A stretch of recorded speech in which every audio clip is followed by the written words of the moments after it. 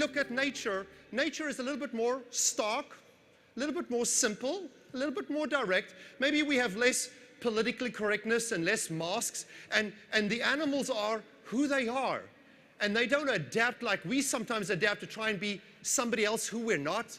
So when we look at nature, we can actually see a snapshot of maybe who we could be, who we should be, maybe who we are. Let me tell you a little bit about Africa. It's the least developed continent in the world.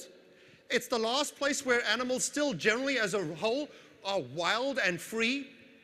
And it is 3 times the size of the United States. Let's look at the size. There's Africa, and you will see in the middle the Serengeti nestled in between 2 countries. The wildebeest migration starts every year, runs a gauntlet of about 1,000 miles. But even when they cross the river and they know there's a crocodile waiting for them, even if they know there is a danger, they have to figure a plan and a strategy around it. Not only can they endure, which is their strongest one, but they understand that the lions will take them out. So when they calf, they have to do this together. So think that 80% of the herd is female and that they calve at the same time. How do you get 1.5 or 1.2 females to do something at the same time together? This is unbelievable, right?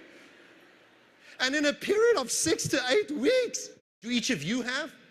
I mean, this guy who's the king of the jungle has a plan, so we should have a plan. So they would fan out to the left, to the right, think that they're communicating with each other, but you can't hear them.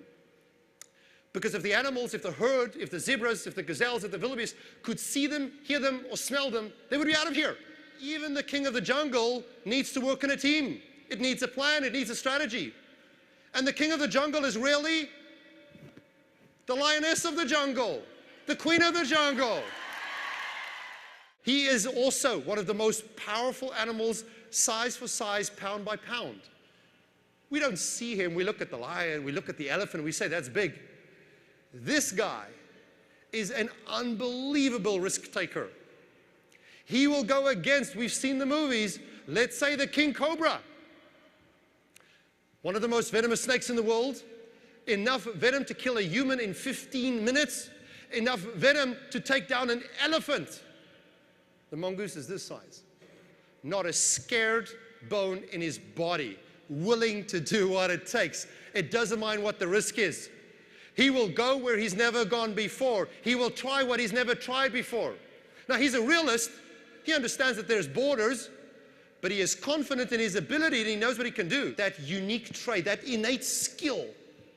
Now, again, we have more than one skill, but which one is the one? If you came with me to the Serengeti, if you and I went on a safari, and we didn't have all the stuff we have today, we didn't have our Blackberries and our guns and our rifles and our Jeeps, we were there on our own, what contribution would you make to my team so that we could survive there?